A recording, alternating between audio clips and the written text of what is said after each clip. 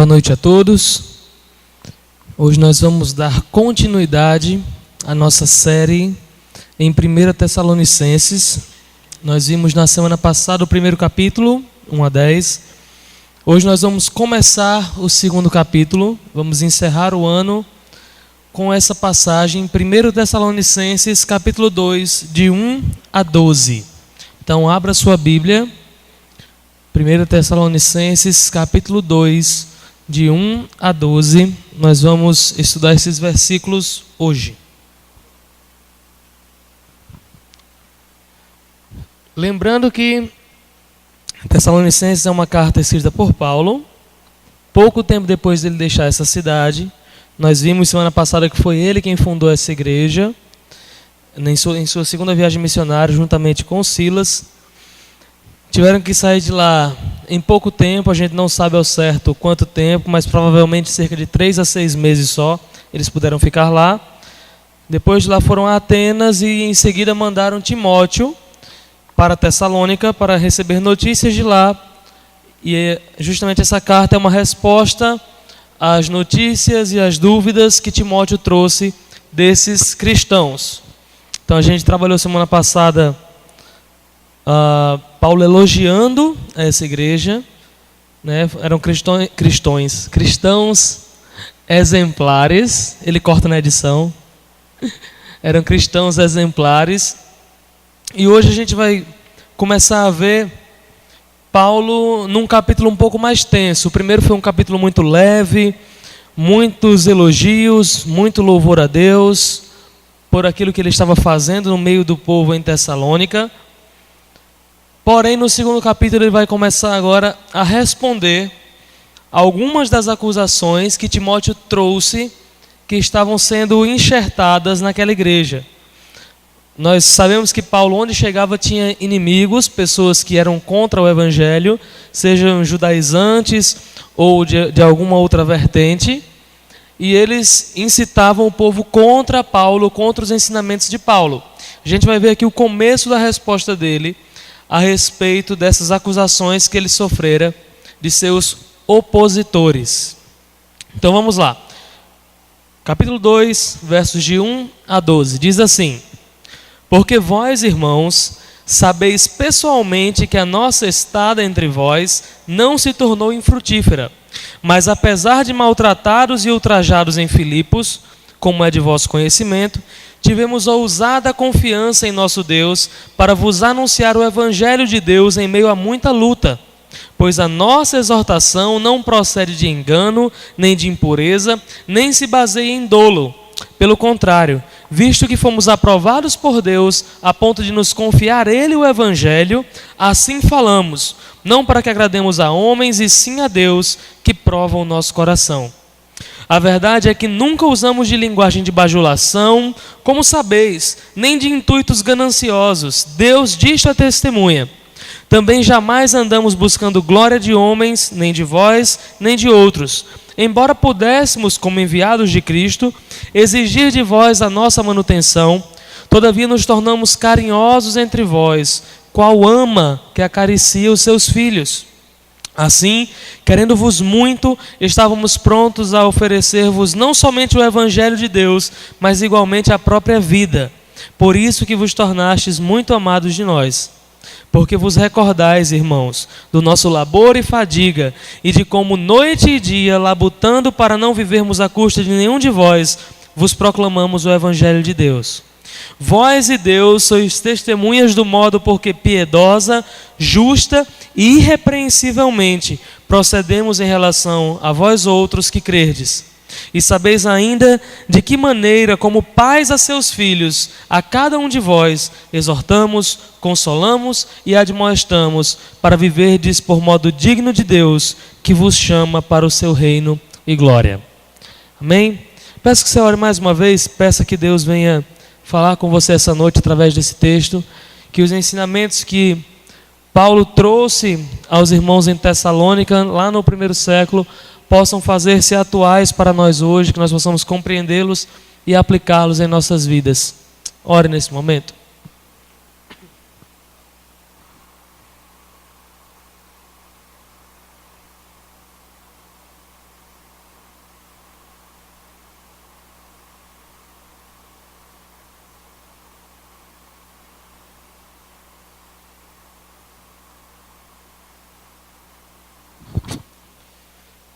Pai, nós te louvamos pela tua palavra. Te pedimos, Senhor, que o Espírito Santo nesse momento venha conduzir essa pregação, ó Pai, que nós possamos ouvir de ti, aprender de ti, Pai, colocarmos em prática aquilo que vamos aprender. Essa é a nossa oração em nome de Jesus. Amém. Então tá. A gente já recapitulou o contexto. Obrigado, Vladimir. Após a sua saída, Paulo foi alvo de todo tipo de acusações e calúnias por parte daqueles que eram contrários à palavra. No caso de Tessalonicenses, muito provavelmente os judeus. Nós vimos que foram os judeus que procuraram acusar Paulo, lá em Atos 17, e não encontrando Paulo, pegaram Jason e levaram aos principais da cidade, dizendo que aquele homem estava cobertando aqueles que estavam transtornando o mundo. Então, muito provavelmente, os próprios judeus levantaram essas calúnias contra Paulo, contra o ministério de Paulo após a sua saída. E Paulo começa esse capítulo mostrando com fatos que essas acusações são falsas, são verdadeiras calúnias. Então nós vamos por partes, vamos versos 1 a 4. Mantenha a sua Bíblia aberta, nós vamos estar sempre lendo, voltando. E vamos pegar primeiro essa perícope dos versos de 1 a 4. Vamos ler novamente. Dessa vez eu vou ler agora na NVI. Irmãos, vocês mesmos sabem que a visita que lhes fizemos não foi inútil. Apesar de termos sido maltratados e insultados em Filipos, como vocês sabem, com a ajuda de nosso Deus, tivemos coragem de anunciar-lhes o Evangelho de Deus em meio a muita luta, pois nossa exortação não tem origem no erro, nem em motivos impuros, nem temos intenção de enganá-los. Pelo contrário, como homens aprovados por Deus, a ponto de nos ter sido confiado por Ele o Evangelho, não falamos para agradar a pessoas, mas a Deus, que prova os nossos corações. Paulo começa a sua defesa apelando ao conhecimento dos próprios tessalonicenses. Ele cita Atos 16, onde ele foi maltratado em Filipos. Vamos dar uma lida rapidinho, 2 versículos lá em Atos. Atos capítulo 16, versículos 22 e 23. Diz o seguinte, olha como eles foram tratados em Filipos. Atos 16, 22 e 23. Levantou-se a multidão unida contra eles, e os pretores, rasgando-lhes as vestes, mandaram açoitá-los com varas. E depois de lhe darem muitos açoites, os lançaram no cárcere, ordenando ao carcereiro que os guardasse com toda a segurança.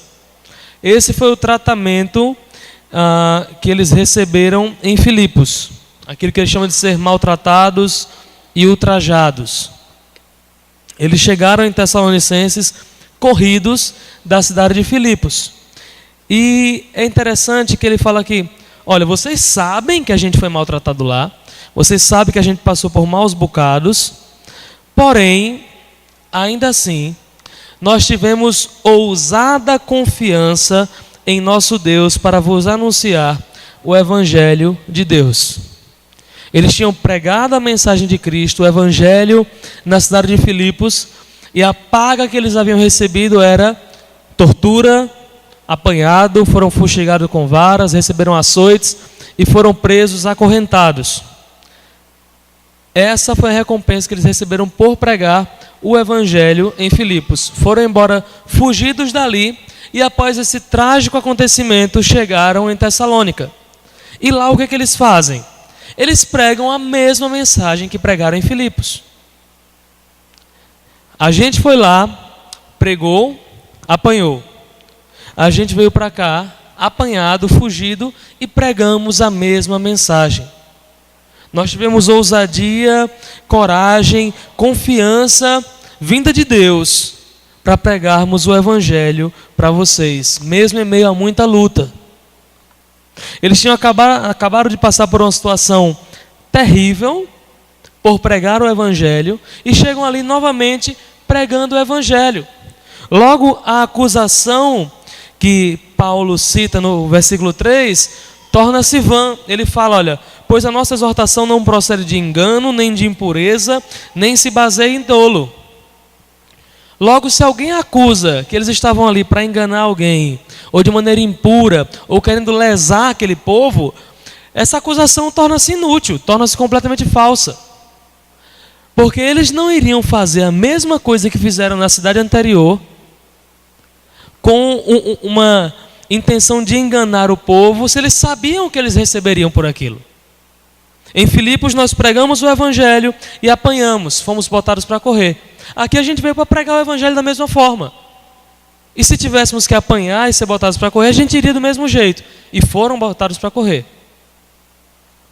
Eles não traziam uma mensagem querendo enganar aquele povo, querendo trazer algo impuro ou mesmo lesá-los de alguma forma. Eles traziam a mensagem que receberam da parte de Cristo. Versículo 4 diz que, pelo contrário, a gente não trouxe nada disso, que nós fomos aprovados por Deus, a ponto de sermos confiados por Ele o Evangelho. E dessa maneira nós falamos não para agradar a homens, mas para agradar a Deus. Ele está dizendo que tudo aquilo que eles passaram foi uma prova da aprovação de Deus na vida deles. Todo o nosso testemunho, tudo que aconteceu até aqui, mostra que nós somos aprovados por Deus. E fomos aprovados ao ponto de Ele confiar a nós o seu Evangelho. Lembra que essa carta é de Paulo, mas ele está juntamente com Silvano, que é Silas, e Timóteo, escrevendo essa igreja. Paulo e Silas estiveram lá fundando, e Timóteo foi lá pouco tempo depois para receber notícias. Então ele fala, olha, o que nós passamos aí foi o evangelho confiado da parte de Deus para nós. Para quem chegou agora, 1 Tessalonicenses capítulo 2. Eles trouxeram a mensagem de Cristo. Trouxeram tão somente para agradar a Deus e não a homens. A preocupação de Paulo não era em momento algum receber alguma vantagem ou enganar alguém, mas sim fazer a missão que lhe foi proposta, cumprir aquilo que Cristo, pessoalmente, ao aparecer para ele no caminho de Damasco, lhe propôs. Você vai levar o meu evangelho, e disse depois, você vai mostrar o quanto importa que se sofra pelo meu nome. Essa era a missão de Paulo, era essa a missão que ele estava levando ali. Por ter a aprovação de Deus, por ter essa incumbência de levar o evangelho, eles se viam livres para não buscar a aprovação de homens, mas de Deus. É por isso que Paulo ficou 3 sábados, como diz lá em Atos 17, indo à sinagoga, disputando com os judeus. Ele ia lá para dizer, olha, a maneira como vocês creem está incompleta, porque o Messias prometido já chegou, e as escrituras dão prova dele, e mostrava versículo após versículo, profeta após profeta. Ele certamente não agradou a maioria. Ele estava dizendo, olha, as suas crenças são corretas, porém até aqui. Porque a promessa do Messias que viria para libertar vocês já foi cumprida e vocês não estão enxergando isso. E chegar para alguém que tem uma religião milenar e dizer, olha, você não está entendendo a sua religião. Vocês estavam entendendo correto. Porém, o Messias veio e vocês o mataram. Vocês se juntaram e mataram. Isso era uma afronta. Ele não tinha como querer agradar a homens com essa mensagem. Porém, ele recebeu de Deus a incumbência de levar essa mensagem e o fazia. Então, Paulo derruba qualquer acusação de engano, de impureza ou de ensino baseado em dolo que pudesse existir. Ele mostra, eu não vim para agradar homens, vocês sabem. Eu vim apanhado lá de Filipos, cheguei aqui e passei a pregar o evangelho que recebi de Deus. Não para agradar homens, mas para agradar a Ele, que prova o nosso coração. Deus sabe o que se passa aqui. Ele sabe que eu não agi de má fé. E se agisse, Ele ia provar e eu seria condenado. Ele mostra que a intenção dele estava tão somente voltada para obedecer aquilo que ele recebeu de Cristo.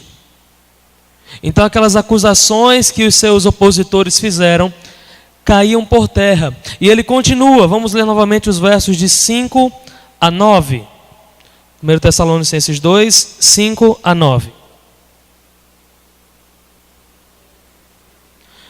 Vocês bem sabem que a nossa linguagem nunca foi de bajulação, nem de pretexto para ganância. Deus é testemunha. Nem buscamos reconhecimento humano, quer de vocês, quer dos outros. Embora como apóstolos de Cristo pudéssemos ter sido um peso, tornamo-nos bondosos entre vocês, como uma mãe que cuida dos seus próprios filhos. Sentindo assim tanta afeição por vocês, decidimos dar-lhes não somente o Evangelho de Deus, mas também a nossa própria vida, porque vocês se tornaram muito amados por nós. Irmãos, certamente vocês se lembram do nosso trabalho esgotante e da nossa fadiga. Trabalhamos noite e dia para não sermos pesados a ninguém, enquanto lhes pregávamos o Evangelho de Deus. Vocês sabem aquelas propagandas de desodorante? Com avanço, elas avançam. Ou então Axe, que você passa o Axe e as mulheres ficam... Aquilo ali é um exemplo do que Paulo está dizendo que não teve na pregação dele. Uma bajulação para você. Então se eu pegar isso aí eu vou ficar irresistível, então eu vou comprar. Paulo está dizendo, eu não enganei vocês, eu não trouxe exemplos falsos, eu não bajulei ninguém, eu não babei ninguém para que vocês comprassem o Evangelho. Eu não fui dizendo, olha, isso aqui vai facilitar a sua vida, vai melhorar muito. Você vai ficar mais bonito, você vai ficar mais rico. Ele falou, eu não fiz nada disso. Nós nunca usamos de linguagem de bajulação, nem tivemos intuitos gananciosos. A gente não estava aí para isso. A gente simplesmente levou o Evangelho. Nós não tentamos convencer vocês com uma mentira. A gente não tentou elevar a sua moral para que você, olha, isso é bom. A gente não quis acariciar a sua autoestima para você pensar, poxa, esse Evangelho me faz bem. Eu estava meio abatido, mas o Paulo falou que eu sou importante, olha só. Falou que eu tenho que dar uma chance para esse Jesus. Eu vou dar uma chance para esse Jesus. Esse Jesus parece ser bacana. Não foi assim que Paulo levou o Evangelho. Ele não chegou lá dizendo, olha, se vocês aceitarem a isso, seus problemas se acabaram-se. Não era o Evangelho tabajara que era pregado por Paulo, mas era o Evangelho de Cristo. Um Evangelho que trazia perseguições, trazia problemas, mas que libertava a sua alma, que trazia vida eterna. Infelizmente, hoje a gente tem um bocado de gente que está pregando assim. Uma pregação, olha, vem que seus problemas se acabam. Se você vier para a igreja tal e participar de uma corrente de apenas 30 domingos, ofertando R$300 a cada domingo e 150 nas quartas-feiras, os seus problemas vão todos se acabar. Um testemunho aqui do irmão, não, quando eu cheguei aqui eu era muito endividado, mas agora eu tenho uma casa, um carro, uma empresa, uma casa na praia, 2 esposas, digo uma esposa, Deus me abençoou muito. E onde foi que você teve isso? Aqui na igreja X, coisa boa. Ou então, vem para cá que você vai ser curado. Olha aqui a arruda cristã. Essa arruda aqui, ao contrário das arrudas dos macumbeiros, ela traz coisa boa. Essa aqui, olha, o Vale do Sal, você passa aqui e você é curado. Travesseiro que vai tirar a sua dor de cabeça. A meia que vai fazer você conquistar onde você ganhar. Isso se encaixa exatamente naquilo que Paulo diz que nunca usou quando esteve entre os Tessalonicenses para pregar o Evangelho. Ele nunca quis bajular ninguém, ele nunca inventou história, ele nunca vendeu, por assim dizer, o Evangelho por algo que o Evangelho não seja. Ele nunca fez propaganda enganosa. Paulo nunca vendeu gato por lebre. O que ele mostrava, o que ele pregava, como ele diz em outras cartas, era Cristo e este crucificado. Essa era a mensagem de Paulo. Nós somos pecadores, nós estávamos distanciados de Deus e era impossível de nos achegarmos a Ele. Porém, Cristo veio e tornou-se mediador entre Deus e os homens. Através da sua morte, da sua ressurreição, nós podemos, por meio da fé nele, alcançarmos a Deus e sermos salvos da ira vindoura, como ele disse no final do capítulo 1. Esse era o evangelho que Paulo pregava. Ele fala, também jamais andamos buscando glória de homens, nem de vós, nem de outros. A gente não procura isso. A gente não está interessado nessa glória. A glória que a gente busca é a glória eterna, que Deus dará àqueles que o seguem. E é interessante que essas pessoas que pregam um evangelho distorcido, um evangelho cheio de linguagem de bajulação, com intuitos gananciosos, o que é que eles buscam? Eles buscam atrair mais gente. Para quê? Para conseguir glórias de homens, glórias materiais dessa terra. Quanto mais gente, mais dinheiro. Quanto mais dinheiro, mais poder. Quanto mais poder, melhor eu vivo aqui. Não é esse, de maneira nenhuma, o intuito do Evangelho de Cristo. Paulo não estava preocupado em fazer amigos, em ganhar dinheiro ou ter reconhecimento dos homens. Deus havia confiado a ele, a Silas, a Timóteo, uma missão, e a única preocupação dele era pregar aquilo que agradasse a Deus e glorificasse a Deus. Só assim a missão de Paulo seria cumprida. Só assim ele cumpriria o propósito de sua vida.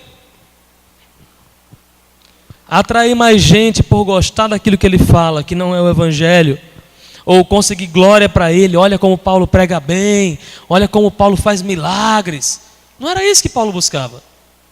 O que Paulo buscava e buscou durante todo o seu ministério era levar pessoas a Cristo. Era apontar para Cristo. E quando alguém tentou adorar, ele disse, não, eu sou igual a você. Deus é que faz isso através de nós. Paulo sabia qual a sua missão, sabia qual a sua função, e estava focado nisso.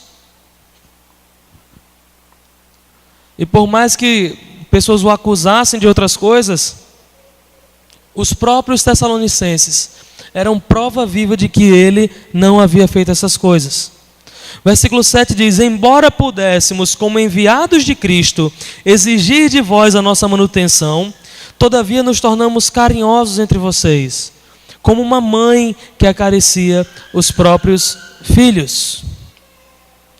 Ao contrário do que acusavam ele de estar pregando por ganância, para conseguir mais glória ou mais seguidores, ou querendo enganar o povo, ele abriu mão do que ele tinha direito, e aqui financeiramente também.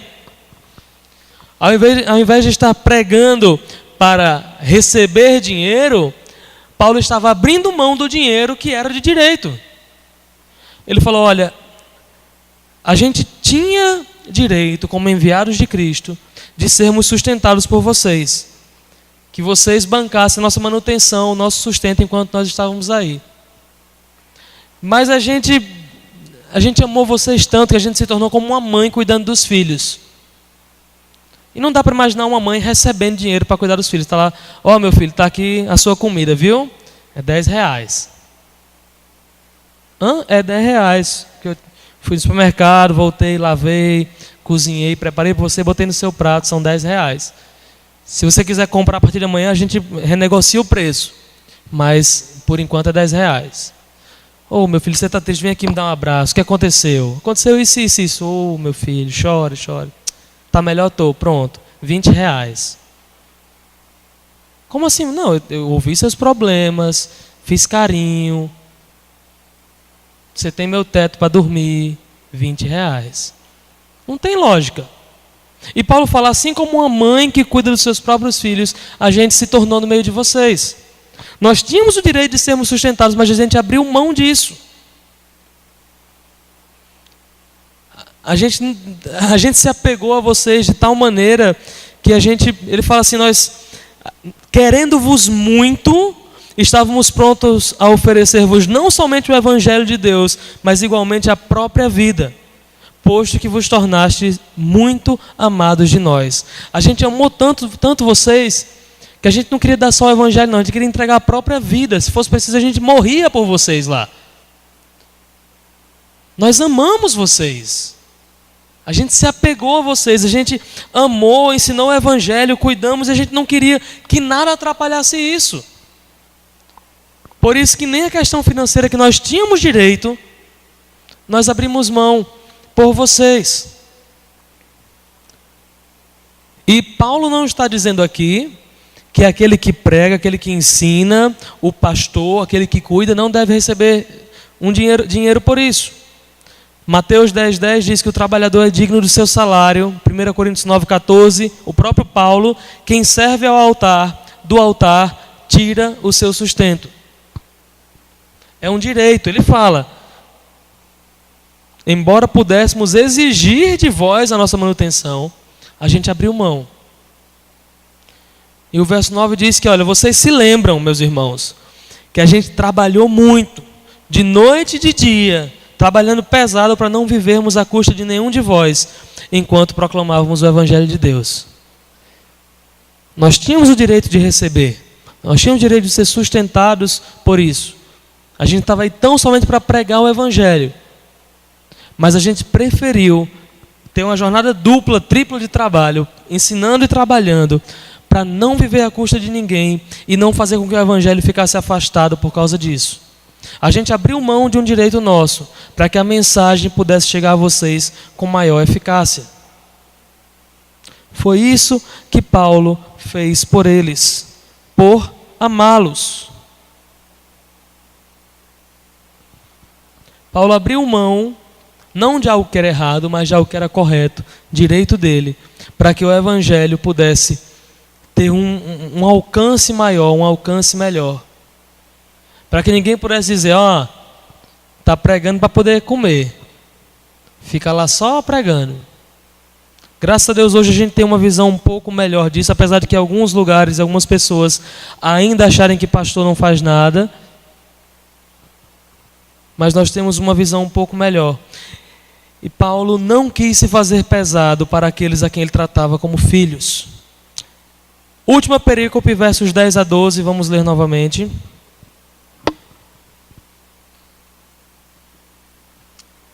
Tanto vocês como Deus são testemunhas de como nos portamos de maneira santa, justa e irrepreensível entre vocês, os que creem. Pois vocês sabem que tratamos cada um como um pai trata seus filhos, exortando, consolando e dando testemunho para que vocês vivam de maneira digna de Deus, para que os chamou para o seu reino e glória.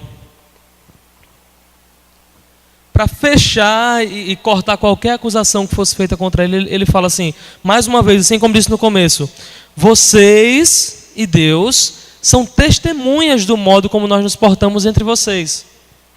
Vocês nos viram, vocês estiveram conosco durante todo o tempo que nós passamos aí. Vocês sabem como foi o nosso procedimento. Ele evoca novamente o conhecimento dos próprios tessalonicenses. A gente não estava vivendo entre estranhos, era no meio de vocês. Vocês viram que a gente se comportou de forma piedosa, de forma santa, justa, irrepreensível. Assim foi o nosso procedimento entre vocês. Assim foi o testemunho que nós demos no meio de vós.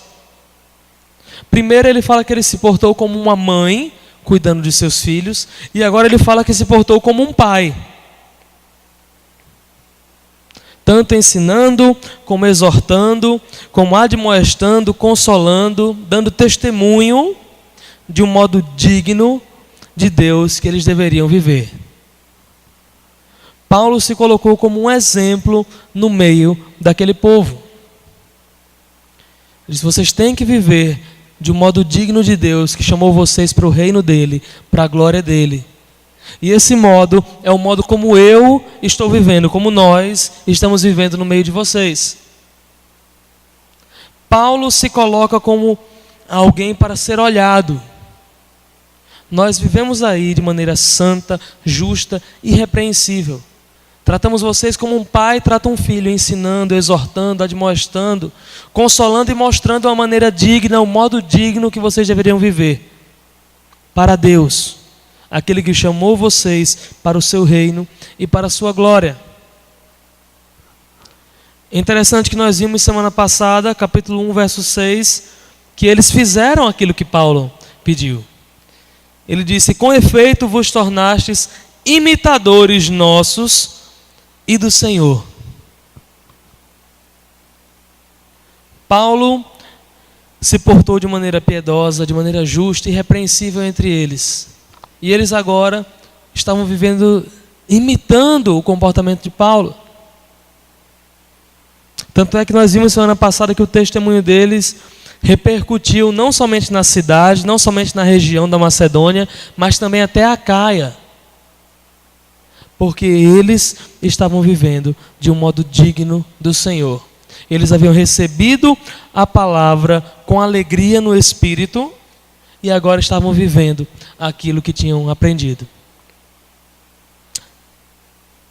O que eu acho interessante nisso que a gente está vendo hoje é que o comportamento de Paulo, apóstolo, ministro do Evangelho, não era padrão somente para aqueles da cidade de Tessalônica, que eram líderes, que eram pastores, que eram quem pregava, quem ensinava. Ele não fala: olha, vocês viram o exemplo que nós demos para aqueles que iriam ficar na liderança.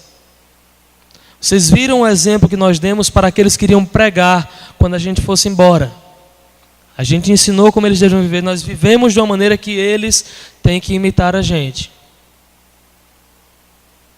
O exemplo de Paulo, de Silas, de Timóteo no meio daquela igreja foi um exemplo para todo e qualquer cristão.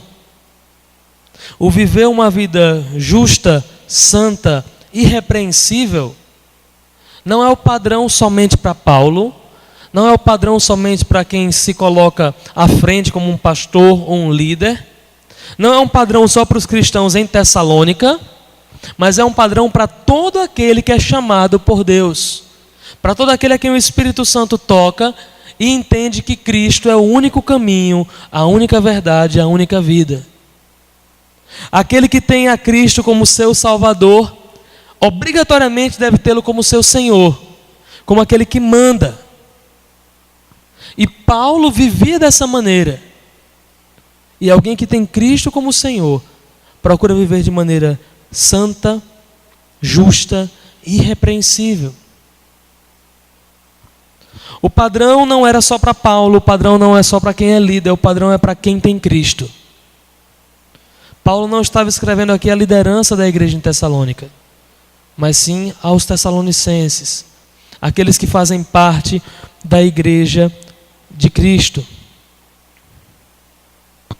O padrão que Paulo representava era o padrão de Cristo, o padrão que todo cristão deve buscar diariamente, o amor altruísta, versos 1 a 4 que a gente viu.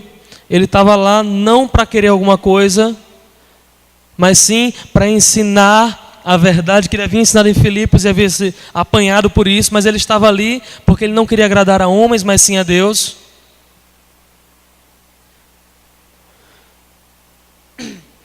O trabalho constante em prol do reino. Dia e noite eles estavam lá botando para demonstrar da melhor maneira possível o Evangelho de Cristo. Seja na sinagoga disputando com os judeus, seja no meio dos gentios mostrando Cristo, seja fazendo tendas. Tudo o que eles faziam tinha um único alvo: glorificar a Deus e mostrar Cristo àqueles que estavam ao seu redor. Seja no ensino, na exortação ou no trabalho secular que eles estavam exercendo naquela cidade, eles estavam demonstrando Cristo. Incessantemente, eles estavam trabalhando em prol do reino de Deus. Não pense você que o seu trabalho para Deus é quando você vem para a igreja. E quando você canta e lê a Bíblia e ora e tal. E lá fora você trabalha para você ou trabalha para quem quer que seja. Tudo o que nós fizermos deve ser feito sem murmuração, sem contenda, como para o Senhor. O seu trabalho, aquele que você vai de segunda a sexta ou segunda a sábado, se é de segunda a sexta, que sorte você tem, eu queria, o meu é até sábado. Mas esse trabalho é para glorificar a Deus. Não, Reuel, lá eu trabalho para me sustentar. Não, Deus te sustenta através daquele trabalho. E você está lá para glorificar a Deus.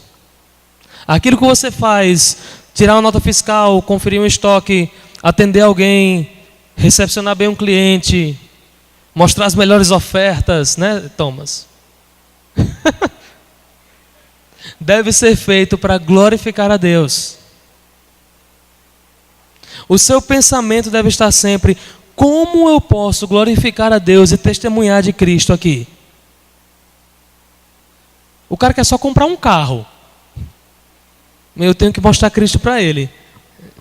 Agora de cabeça, eu não sei como é que você vai fazer isso não. Mas ore que Deus lhe mostra. No mínimo, atendendo ele bem. Sendo educado. Fazendo bem a sua função. Se você está na faculdade, você está na escola, olha que legal, você não está lá só para conseguir o seu diploma não. Você está lá para glorificar a Deus e testemunhar de Cristo. Isso não quer dizer que você tem que estar o tempo todo na aula dando glória a Deus, ou orando enquanto o professor está explicando. Isso vai ser um mau testemunho. Está atrapalhando os outros ou perdendo matéria. Mas isso significa que você tem que dar o seu melhor. Você tem que prestar atenção, tem que ser um bom aluno. Você não vai conseguir ser o melhor aluno todas as vezes. Se conseguir, massa, para a glória de Deus. Se não, você tem que ser o melhor que você pode ser. Se você não presta atenção na aula, é desatento, cola, não está nem aí, olha que legal, as pessoas estão olhando e falando assim: é assim que um cristão se comporta na faculdade, olha que legal.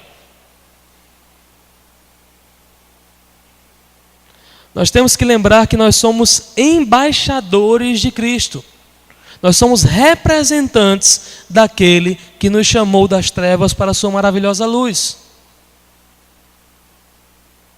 E assim como Paulo, a nossa tarefa é viver de maneira santa, justa e irrepreensível. Ah, então você é perfeito a partir de agora? Não, infelizmente não, você vai errar. Mas é sua obrigação tentar ser o mais próximo de Cristo que você puder. E olha que massa, o Espírito Santo está em você para te ajudar a fazer isso. Essa não é uma batalha sozinha. Você tem o Criador dos céus e da terra habitando em você, disposto totalmente a 24 horas por dia, 7 dias por semana, 365 dias por ano, ou 66 se for bissexto, a te ajudar a ser o mais parecido com Cristo.